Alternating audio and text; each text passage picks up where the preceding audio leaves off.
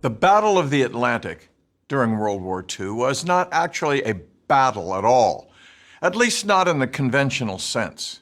It was instead a campaign, one that lasted for 3 years of fierce, nearly unrelenting combat, as German submarines sought to break Britain's maritime supply line.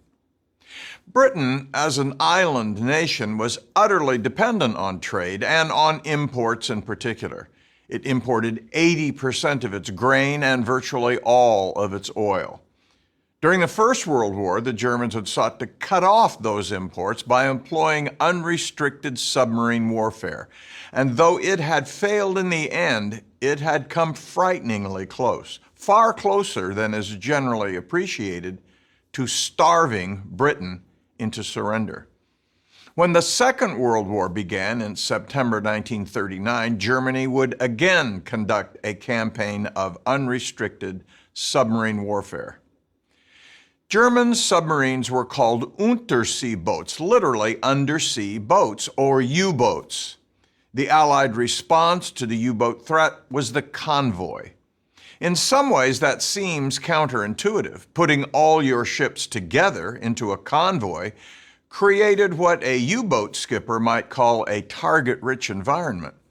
And the convoy, which might consist of as many as 60 ships, necessarily had to proceed at the pace of the slowest vessel. In fact, most convoys traveled at between 7 to 9 knots, not exactly lightning speed. It was because of those concerns that the British had been reluctant to employ convoys during the First World War. Once they did, however, they found that the number of sinkings dropped dramatically. Convoys did not stop U-boat depredations, but because the convoys had armed escorts, and because grouping the ships together left most of the ocean devoid of potential targets, they proved to be the most effective counter-strategy. The 3-year struggle between Allied convoys and German U-boats from 1940 to 1943 is today remembered as the Battle of the Atlantic, and was arguably the most consequential naval engagement of the Second World War. If Germany had succeeded in breaking the Atlantic supply line, it is hard to see how Britain could have remained in the war. And with Britain under German control, it's hard to see how the Americans could have engineered a successful invasion of Nazi-occupied Europe in 1944 or ever. The Versailles Treaty back in 1919 had forbidden Germany from having any U-boats at all.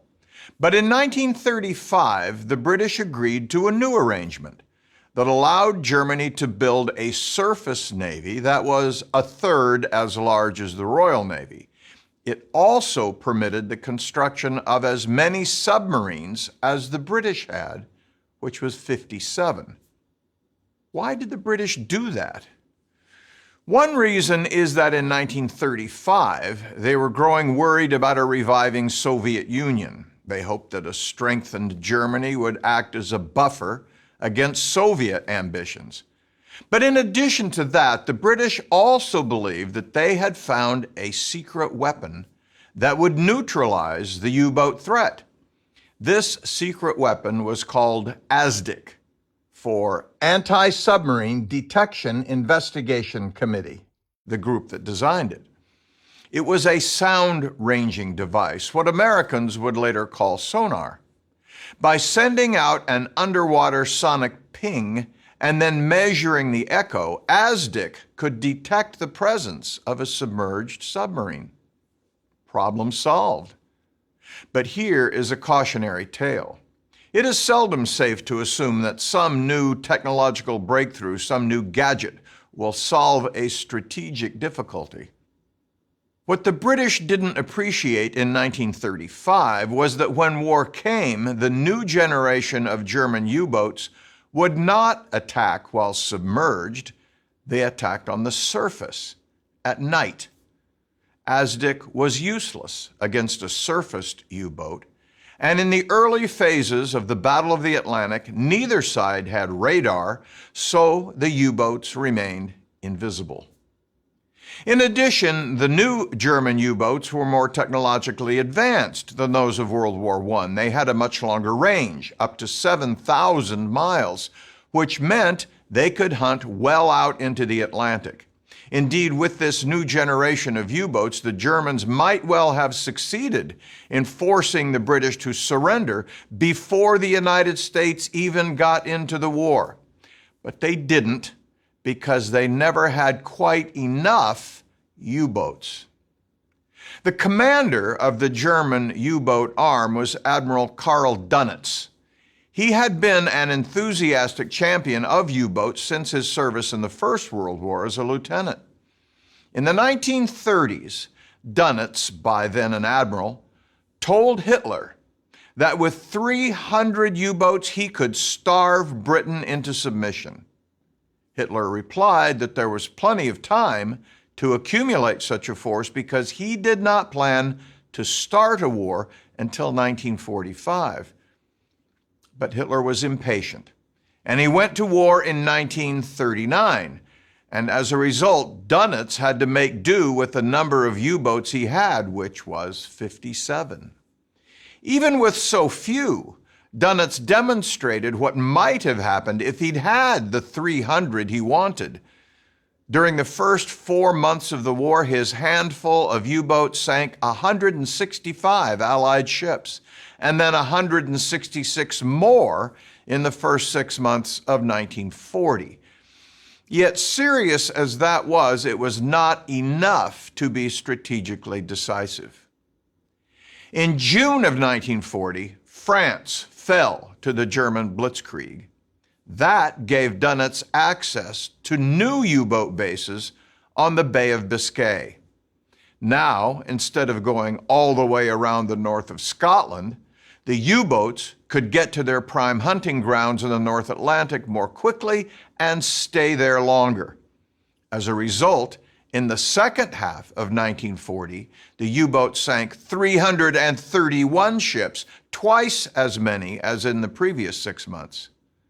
The U-boat skippers called this die Glücklichzeit, the happy time.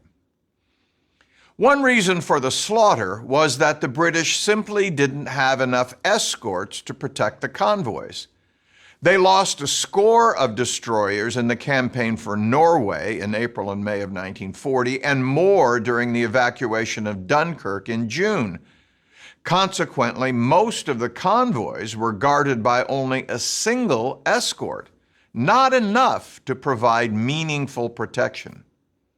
Because of that, British Prime Minister Winston Churchill all but begged Franklin Roosevelt to part with some of the hundreds of World War I-era destroyers that were rusting away along the Atlantic coast. The request put Roosevelt in a tough spot. Though the United States was officially neutral in the European war, FDR sincerely believed that America's own national security depended on Britain's survival. He probably would have been willing just to give the ships to Britain. But the American public was powerfully isolationist and suspicious about getting involved at any level in the European war. Furthermore, U.S. congressmen would not agree just to give the ships away, near obsolete as they were, without some quid pro quo. So FDR worked out a deal. The British got 50 of the old American destroyers, and in exchange, the United States got 99-year leases on a dozen British bases in the Western Hemisphere, most of them in the Caribbean. The British House of Commons thought this was a rather stiff price to pay, but Churchill was grateful, telling Roosevelt that the ships were worth their weight in rubies. Roosevelt was willing to go further. He soon authorized what he called neutrality patrols, ordering the U.S. Navy to act in ways that were demonstrably unneutral in support of British convoys. At first, the ships merely provided the British with information about U-boats they spotted. But over time, they became more active until they were serving as virtual escorts to British convoys. FDR was willing to push the envelope as far as he could to help Britain survive the crisis. Inevitably, there were confrontations between the American destroyers and German U-boats. Though many of these confrontations were provoked by the American escorts, Roosevelt insisted they were all products of deliberate attacks by German U-boats, which he referred to as rattlesnakes. Nevertheless, as 1941 came to an end, it was evident that Dönitz and his U-boats were winning the Battle of the Atlantic, and that Germany was winning the war. Then the Japanese attacked Pearl Harbor. And a day or two later, Hitler declared war on the United States. Why he did so is unclear. The pact Germany had signed with Italy and Japan was a defensive alliance, which meant that Germany was obligated to assist Japan only if it were the victim of an attack, not if it started a war on its own. But Hitler declared war on the United States anyway. He may simply have decided that it removed the ambiguity of the undeclared war that was already underway in the North Atlantic. In any case, the German declaration of war allowed Dönitz to carry the U-boat war to the American East Coast, with U-boats attacking Allied convoys in the Arctic Ocean and Japanese forces attacking British commerce in the Indian Ocean. The Battle of the Atlantic morphed into a global war against Allied trade. Dönitz called his U-boat offensive along the American East Coast Operation Paukenschlag, which translates as drum roll or drum beat. He wanted to send a dozen of his long-range Type 9 U-boats to the American coast, but the German High Command approved sending only half that many. And one of those developed an oil leak, so in the end, Dönitz sent only 5.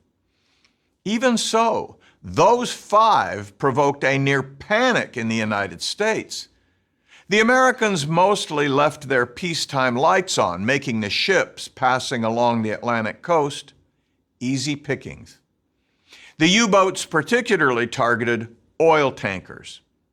In January of 1942, 95% of all the crude oil pumped from the oil fields of Louisiana and East Texas made its way to the eastern seaboard in tanker ships that rounded the Florida Keys and then passed up the East Coast to refineries in New Jersey and New England.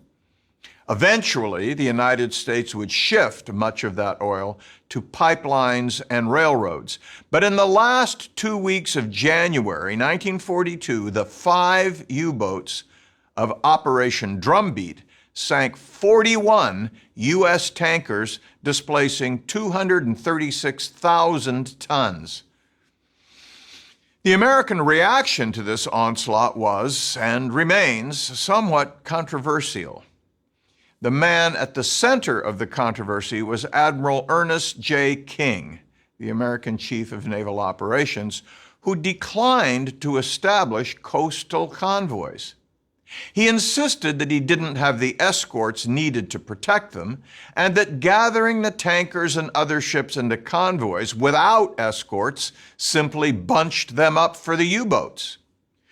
Whatever the merits of that argument, the slaughter continued for several harrowing months. In April alone, the U-boat sank 133 ships off the East Coast, boosting global Allied shipping losses to more than 800,000 tons in a single month. At that rate, the Allies would lose the war. In May of 1942, King did establish a convoy system around Cape Hatteras off North Carolina.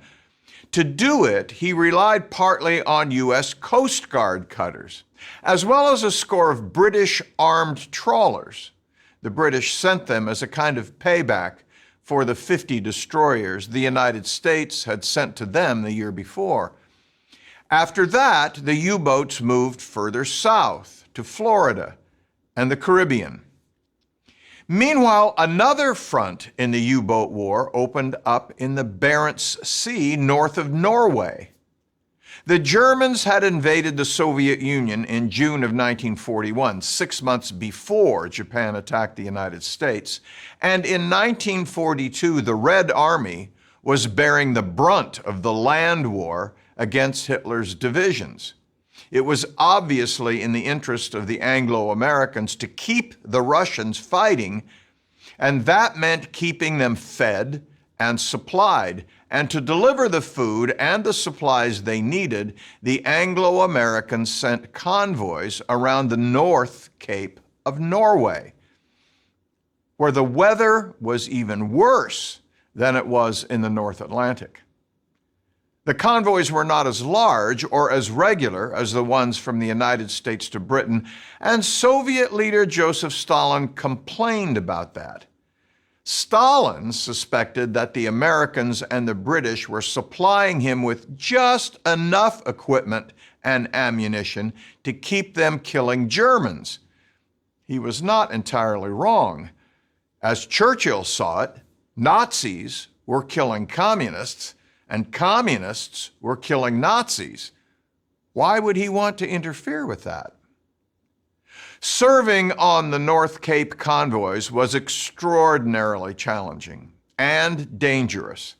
A classic example is the experience of convoy PQ-17 in the summer of 1942. It consisted of 34 merchant ships escorted by 6 destroyers, 4 corvettes, and 2 cruisers. After it left Iceland, British codebreakers intercepted a German radio message suggesting that the battleship Tirpitz and 2 pocket battleships were planning to intercept it. Panicky orders went out from Whitehall for the escorts to withdraw and for the merchant ships to scatter. It was a death sentence. With the merchant ships scattered all over the Barents Sea, they became easy pickings for the German U-boats and aircraft. 23 of the 34 ships in the convoy went to the bottom, taking with them 430 tanks, more than 3,500 other vehicles, 210 bombers, and 100,000 tons of ammunition. Worse, from the Russian point of view, after this disaster, the Allies halted the North Cape convoys for the rest of the summer. That put even more strain on relations between Stalin and the Western Allies. I mentioned the codebreakers. They played a key role throughout the Battle of the Atlantic. That was because Dönitz coordinated his wolf packs, as they were called, by radio from his headquarters on the coast of France. To encode his messages, he relied on a device called an Enigma machine. It looked something like a typewriter. The operator input the messages simply by typing them on a keyboard. When he did, the letters were changed as the electrical impulse passed through a series of 3 rotating wheels. The wheels turned after each keystroke, so that by the time the message was sent, the original letter had been modified a total of 160 quintillion times.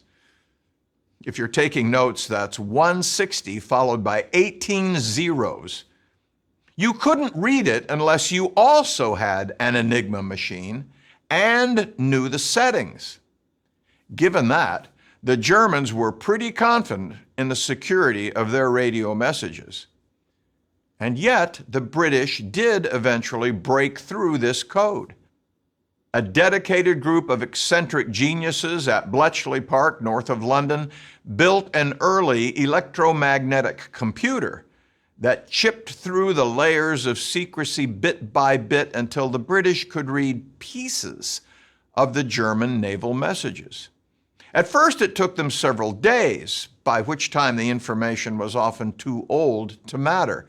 But over time, they got better at it, and eventually they managed to get a lot of useful intel. The source of that intel was so secret, the British developed a new classification for it: Ultra. When the codebreakers found a useful piece of information, they forwarded it to the Operational Intelligence Center in London. If the information revealed where the U-boats were operating, the coordinators at Trade Plot sent messages to the convoys, diverting them to a safer route. What the British did not know was that the Germans were also breaking British messages. In 1940, a German surface raider captured a copy of British maritime codes, and the result was a clandestine code-breaking dance in which the Germans directed their U-boats toward the convoys, and the British diverted convoys to a new course. In this maritime pas de deux, the British proved slightly more efficient, and the number of sinkings declined. There was a major glitch in February of 1942 when the Germans added a fourth wheel to their naval Enigma machines, and all of a sudden, the codebreakers could no longer read the messages. Sinkings spiked again as the convoys blundered into wolf packs. Losses jumped from 370,000 tons a month to over 500,000 tons. The Germans called this the second happy time. The turning point in the Battle of the Atlantic came in the spring of 1943, and there were three reasons for it. First, the Allies got more escort ships, including a small British-built vessel called a corvette, as well as new American-built destroyer escorts. Second, the escorts were equipped with new weaponry, including a forward-throwing depth charge called a hedgehog. Instead of rolling depth charges off the stern, the escorts could now hurl small 75-pound bomblets out in front of the ship in an elliptical pattern. That changed the dynamic between escorts and U-boats. Third, the convoys got air support. Long-range land-based planes had covered the convoys at each end of their journey, but there was a gap, an air gap, in the mid-Atlantic, which the sailors called the Black Pit. To cover that gap, the Allies deployed the first escort aircraft carrier, the USS Bogue, early in 1943. Built on top of a freighter hull and lacking a hangar deck, the Bogue and her sister ships carried only a handful of airplanes each, but they provided the convoys with eyes in the air all the way across the Atlantic. Of all the new innovations, however, the most important was the widespread adoption of radar. Radar had existed before the war, but only in experimental forms, and until 1942, only the largest warships, such as battleships and aircraft carriers, were equipped with it. By early 1943, however, virtually all Allied warships had radar, as did some aircraft. Radar meant that the U-boats were no longer invisible even at night. The impact of all these innovations was immediately evident. In May 1943, Dönitz vectored no fewer than 43 U-boats, 43, against a single westbound convoy, ONS-5, from Liverpool to Halifax. It was the largest aggregation of U-boats in the war, and Dönitz expected that they would wipe out the convoy altogether. On the second night of their attack, however, the convoy was enveloped by a thick fog. The U-boats couldn't see. But thanks to radar, the escorts could, and instead of defending the convoy, the escorts went on the attack. The hunted became the hunters. The escorts sank 6 U-boats and damaged 7 more. Not a single merchant ship was lost. Dönitz called off the attack. That marked a decisive turning point in the Battle of the Atlantic. Ships continued to be lost after May of 1943, but the Germans no longer had any realistic hope that they could break the Atlantic sea lanes. In fact, however, I will argue here that Dönitz had lost the battle well before that due to an entirely different factor. In 1940, Dönitz had told Hitler that the submarine war will be a failure if we do not sink more ships than the enemy is able to build. He was right. And that proved to be the key to Allied victory in the Battle of the Atlantic, because by mid-1943, the United States did build ships faster than the Germans could sink them. It is not too much to argue that it was American industrial productivity that won the Second World War. A key was standardization. Instead of building ships one at a time like a skyscraper, they were mass-produced, the way Henry Ford built cars. Component parts were built to spec at scores of factories around the country and then shipped by railroad to new building ways on both coasts, along the Gulf of Mexico, even on America's inland rivers. There, the parts were assembled not with rivets, but with welds by workers in 3 shifts, laboring quite literally around the clock. The workhorse of maritime transport was the Liberty ship, a no-frills 10,000-ton merchant ship that served in virtually every theater of the war. In January 1942, producing a Liberty ship took 250 days. By December, it took 50 days. Many shipyards on both coasts built ships in less than 30 days and did it consistently. And all this time, other U.S. shipyards continued to produce new aircraft carriers, cruisers, and escorts. All this while other U.S. factories were building tens of thousands of combat aircraft. It was a national accomplishment as important to final victory as any battle or campaign. In December 1942, the monthly production of new ships in American shipyards surpassed 1 million tons, and it went up from there.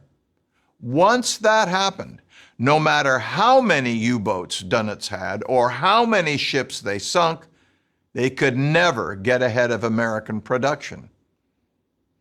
Of course, this is a pretty cold-blooded calculation. We should never forget the pain and suffering of the men who made up the crews on the ships that were lost.